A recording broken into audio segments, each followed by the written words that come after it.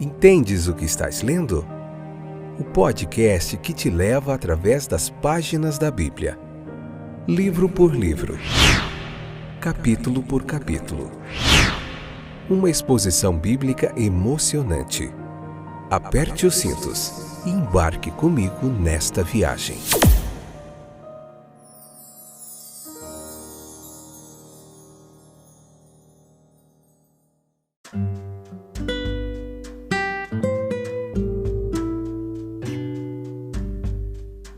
Olá, meus queridos companheiros de viagem através das páginas da Bíblia. Eu sou o Fábio e esse é mais um excepcional, fantástico, espetacular episódio do podcast Entendes o que estás lendo? Essa é a pergunta, eu espero que sim.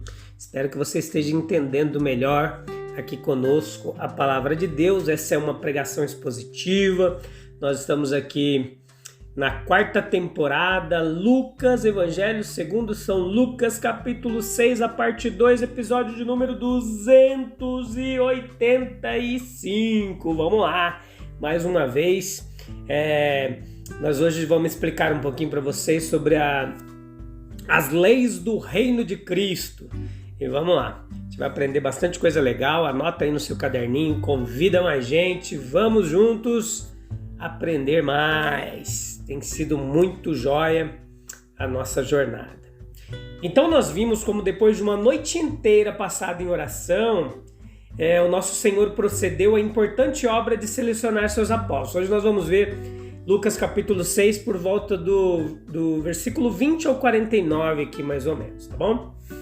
Então ele organizou seu reino, selecionou seus apóstolos e agora, depois que ele curou todos os que precisavam de cura ali em busca dele, foram trazidos ou vieram a ele deste cume da montanha ali na Galileia agora, ele publica as leis do reino.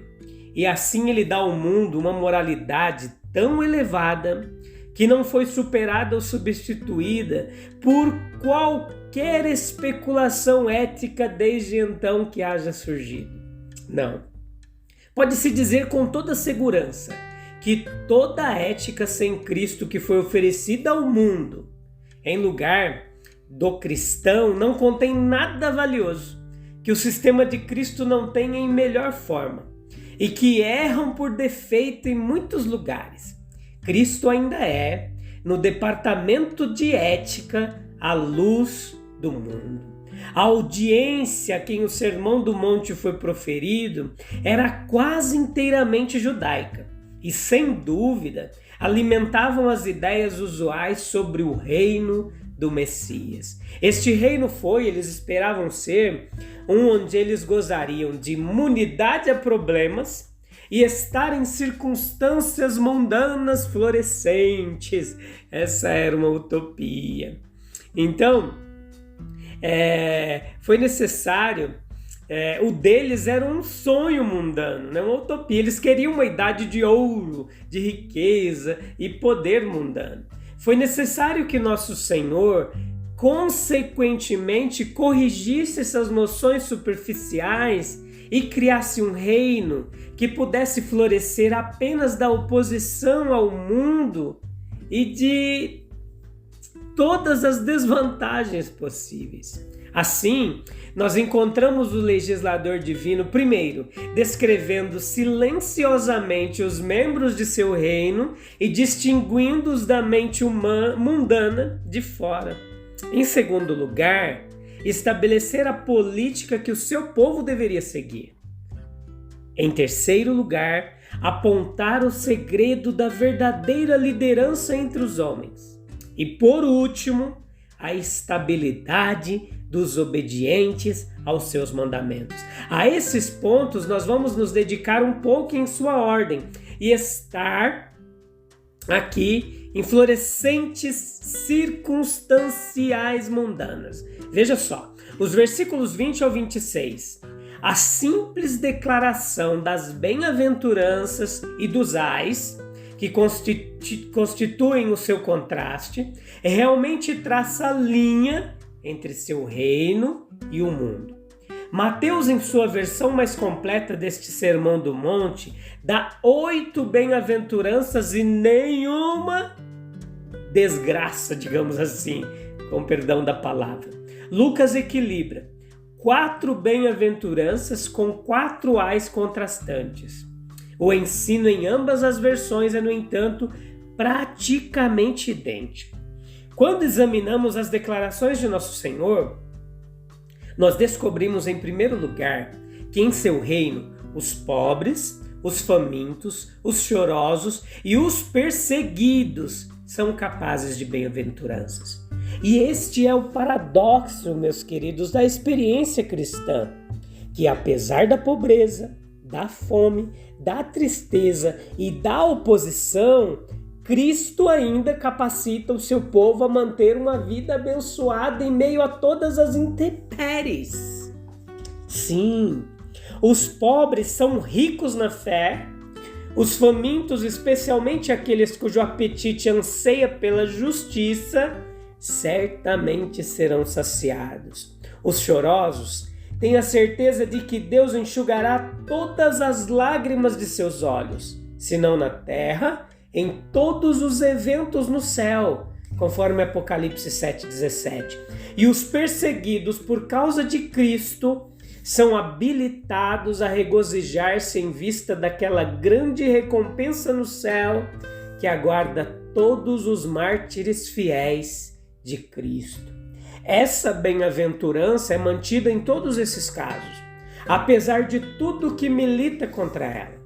Por outro lado, o nosso Senhor mostra aos ricos, aos saciados, aos felizes e aos caçadores de popularidade que, tendo recebido seu consolo já nesta vida, não há nada na próxima vida para eles, além de desapontamento e lamentação. Isso pode ser facilmente verificado. Aqueles que confiam em riquezas incertas, e é a elas que nosso Senhor se refere, como mostram passagens paralelas, devem ficar terrivelmente desapontados. Tudo em que eles confiaram então terá falhado com eles para sempre. Aqueles novamente que estão saciados com os prazeres deste mundo e que não contraíram um apetite maior, estarão terrivelmente vazios quando este mundo e todos os seus prazeres tiverem passado como um sonho. Cristo, ele mostra no versículo 39 ao 45 deste capítulo 6, o segredo de uma verdadeira liderança entre os homens. O amor deve regular toda a nossa conduta. Não podem os outros sofrer com a proverbial cegueira do amor. Há pouco perigo da cegueira do amor real, apenas da cegueira induzida pelo egoísmo. O nosso perigo, como o Senhor mostra aqui em sua palavra, é sempre do amor próprio exagerado. Somos cegos para nossas próprias falhas, vemos cisco no olho de um irmão e esquecemos a trave no nosso. Por isso ele recomenda aqui uma autocrítica severa, uma autocrítica que evite toda hipocrisia. Então podemos ver as pequenas falhas nos outros e lidar com elas depois de lidarmos honestamente com as grandes falhas em nós mesmos. E assim a pureza do coração é o grande segredo da liderança bem-sucedida entre os homens. Se nossos corações estão corretos com Deus, se somos lavados e purificados de faltas secretas, se somos purgados de uma má consciência e obras mortas, então estamos em condição de lidar com ternura com irmãos errantes e conduzi-los a uma melhor maneira. Cristo finalmente traz também estabilidade ao obediente. Sim, agora é importante reconhecer a posição assumida pelo grande legislador. Ele reivindica soberania absoluta. Sua palavra é lei. Uma vez que conhecemos sua vontade, tudo que temos é que fazê-la. Ele entende completamente a tensão e o estresse das tentações humanas. Ele não apenas os compreende de forma especulativa, mas experimentalmente, pois ele foi tentado em todos os pontos como nós, com a diferença de que sem pecado. Ele pode, consequentemente, dar-nos o melhor conselho, um conselho infalível. Se quisermos permanecer como uma rocha em meio às tentações da vida, então temos que obedecer a Cristo de maneira simples e cordial. Bem-aventurados vós que tendes fome, porque sereis saciados. E aqueles que têm fome daquilo que é inferior não são saciados. Nenhuma alegria terrena enche a alma, deixa ainda mais desejosa. Nem mesmo as alegrias mais puras da terra enchem a alma. Nem mesmo contemplando as belezas e glórias da criação, que o olho não se contenta em ver, nem mesmo ouvindo as melodias mais doces que podem ser ouvidas, o ouvido não se satisfaz de ouvi-los, muito menos com os prazeres, ganhar dinheiro, exercer poder, receber homenagens, entregar-se a gratificações corporais. Certamente a língua também não está satisfeita com gosto.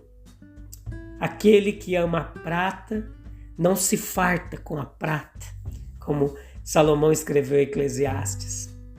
Mas o amor de Deus, a posse da amizade de Jesus Cristo, o uso de nossos dias e nossos poderes no serviço santo e elevado de um divino Redentor, isso é o que enche o coração com uma alegria repousante e permanente, e que ilumina a vida com uma luz que não se apaga. Estas são as alegrias que satisfazem e santificam a mente. Estas são as alegrias que duram, que vivem quando as paixões da juventude se esgotam, quando as ambições da nossa masculinidade estão mortas, quando a vida é vivida e a morte está esperando por si mesma. As alegrias que, à medida que tudo se torna obscura e inútil, tornam-se cada vez mais preciosas. Bem-aventurados são os que têm fome, estes serão fartos e saciados. Depois nós vemos aqui ainda no capítulo, versículo 22 e 23, uma referência à bem-aventurança do martírio. Usando a palavra martírio em seu sentido mais amplo, nós devemos considerar a palavra do Senhor a respeito, que certamente é bastante paradoxal. Outras coisas nos ferem ao lado de porretes. Outras coisas nos cortam ao lado de chicote. O ódio manifesto de outros corações. As censuras cruéis de lábios impiedosos. O banimento da sociedade de nossos semelhantes como indignos de permanecer. Arruinando uma fama justa com calúnias injustas. Essas coisas penetram profundamente na alma humana, machucam quase quebrando o espírito. Alguns de fato são constituídos de tal forma que o tratamento mais rude por parte de outros não os prejudica. Eles podem jogá-los fora, podem deixá-los de lado com indiferença, e é para eles como vento ocioso que eles não consideram. Mas estes são a exceção e não a regra entre os homens. Deus quis que fôssemos afetados pelo julgamento de nossos irmãos e irmãs, que fôssemos encorajados e sustentados por sua aprovação. Ser desencorajados e controlados por sua censura é uma parte de nossa humanidade que em geral trabalha para a justiça, mas com demasiada frequência seu efeito é mau.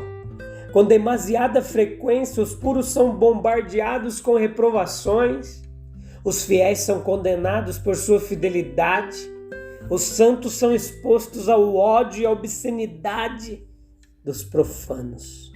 Depois ao sofrimento de Deus que nunca pretendeu que seus filhos suportassem. O da testemunha fiel da verdade, o do mártir corajoso, inflexível da causa de Jesus Cristo. Muitos são os que mais prontamente acolheriam e suportariam mais facilmente golpes ou prisões do que amarga malignidade de coração e fria severidade de fala. Mas também é verdade, com frequência, muitos sofrem, sim, mas a nossa recompensa é grande no céu. Tão grande que nós que somos censurados por causa de Cristo, somos bem-aventurados, devemos de fato saltar de alegria. Então estamos no mesmo nível com Moisés, com Samuel, com Elias, com Isaías, com Jeremias, com uma nobre companhia de homens e mulheres dos quais o mundo não era digno, para serem classificados com quem é a mais alta honra que podemos desfrutar. O missionário moderno, ele relatou que quando ele e outro foram agredidos por uma multidão de chineses, e quando colocando a mão na cabeça onde havia sido atingido, ele a sentiu úmida e viu que era o seu sangue, ele sentiu um arrepio de grande alegria ao perceber que lhe foi permitido derramar seu sangue por aquele divino Salvador que derramou a vida por ele. Que estamos realmente servindo nossa raça, pois a verdade da qual prestamos um testemunho rejeitado hoje, e é em parte como resultado de nosso testemunho de sofrimento, será aceita mais adiante e se tornará o alimento do povo, que estamos a caminho da mais alta honra celestial. Aqueles que sofrem vergonha por causa do Filho do Homem agora, serão um dia exaltados na presença dos santos anjos. Grande será sua recompensa no reino celestial. Possamos ter alegria em meio às perseguições e sofrimento. Muitos cristãos no mundo sofrem perseguições, sofrimentos pela causa de Cristo. Alguns até morrem, mas grande é a recompensa no céu. A gente se vê em breve, no próximo episódio. Te encontro lá. Deus abençoe. Tchau, tchau.